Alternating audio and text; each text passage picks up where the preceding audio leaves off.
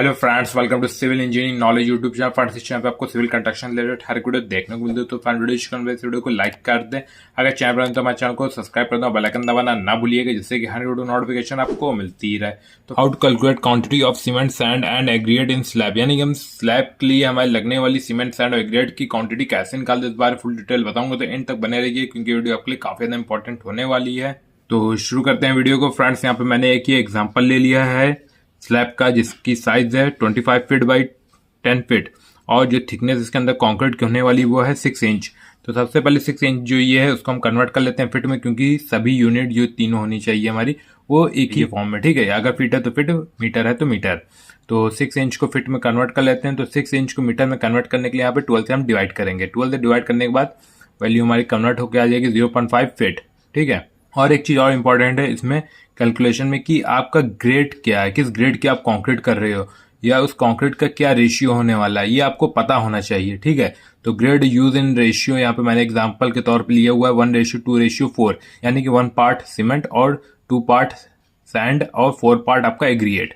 ठीक है, ये M15 ग्रेड का रेशियो है। आपका जिस भी ग्रेड की कंक्रीट होगी, यानी M20 हो, M25 हो, उसके अकॉर्डिंग आपको कैलकुलेशन करना होगा।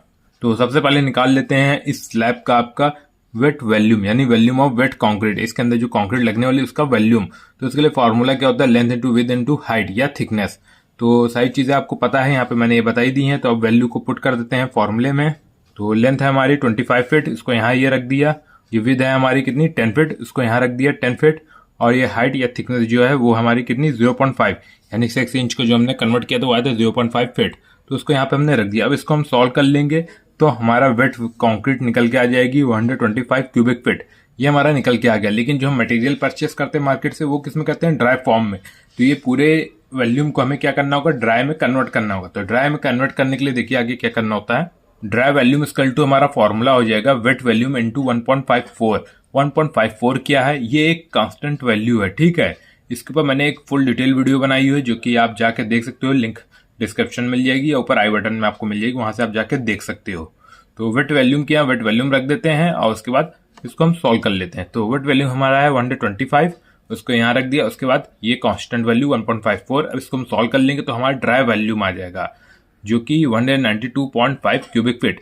ये हमारा क्या ड्राई वॉल्यूम आ गया। तो अब इसके बाद अब हमें volume calculation cement sand aggregate के लिए, ठीक है, कितना क्या क्या लगना है तो उसको देख लिए। फॉर्मूला सबसे पहले वॉल्यूम ऑफ मटेरियल के लिए फॉर्मूला जो हो जाएगा हमारा वो हो जाएगा ratio of material into total volume upon sum of ratio, यानी रेशियो जिस चीज के लिए मटेरियल हम कर रहे हैं उसका रेशियो ऑफ मटेरियल वो यहाँ रख देना है। उसके बाद टोटल वॉल्यूम, ठीक है, ये टोटल वॉल्यूम जो निकल के आया है वो। उसके बाद सम ऑफ रेशियो, यानी ऊपर जो हम जिस भी ग्रेड की कंक्रीट यूज कर रहे हैं उसका सम ऑफ रेशियो, यानी कि ऊपर हम जो कर रहे थे कंक्रीट यूज, जो मैंने आपको बताया 1:2:4, यानी 1 + 2 + 4 करेंगे तो आपका आएगा 7। ठीक है, ये हमारा सम ऑफ रेशियो हो गया। तो बस सीमेंट के लिए सबसे पहले कर लेते हैं। वॉल्यूम ऑफ सीमेंट के लिए हमारा फॉर्मूला हो जाएगा ratio of cement into total volume upon sum of ratio. तो रेशियो ऑफ सीमेंट हमारा है 1 और टोटल वॉल्यूम जो हमारा ये था ड्राई फॉर्म में 192.5 क्यूबिक फीट, इसको यहाँ ये रख दिया। और सम ऑफ ये रेशियो जो ये मैंने आपको बताया था 1 + 2 + 4, तो ये 7 है। अब इसको हम सॉल्व कर लेंगे तो आएगा 27.5 cubic feet.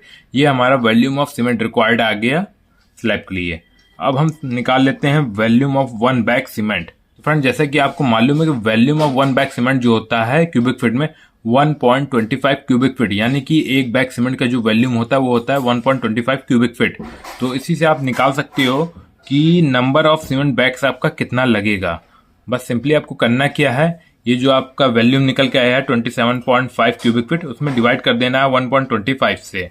Number of cement bags equal to हो जाएगा 27.5 डिवाइडेड बाई 1.25, तो आएगा आपका 22 बैग्स। ये हमारा नंबर ऑफ बैग्स निकल के आ गया, रिक्वायर्ड कितना लगने वाला है। अब सेम इसी तरीके से हमें आगे भी कैलकुलेशन करना है। Volume of sand equal to हो जाएगा ratio of sand into dry volume upon sum of ratio. तो रेशियो ऑफ सैंड था हमारा 2 और ड्राई वॉल्यूम आया था 192.5 और सम ऑफ रेशियो हमारा 7 था। अब इसको हम सॉल्व कर लेंगे तो वॉल्यूम ऑफ सैंड हमारा आ जाएगा 55 क्यूबिक फीट।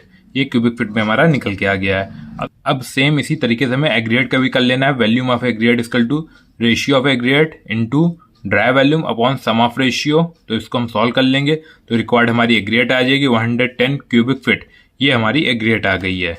यानी कि रिक्वायर्ड जो हमारी सीमेंट आई है 22 बैग्स और सैंड आई है 55 क्यूबिक फीट और एग्रीगेट आई है हमारी 110 क्यूबिक फीट।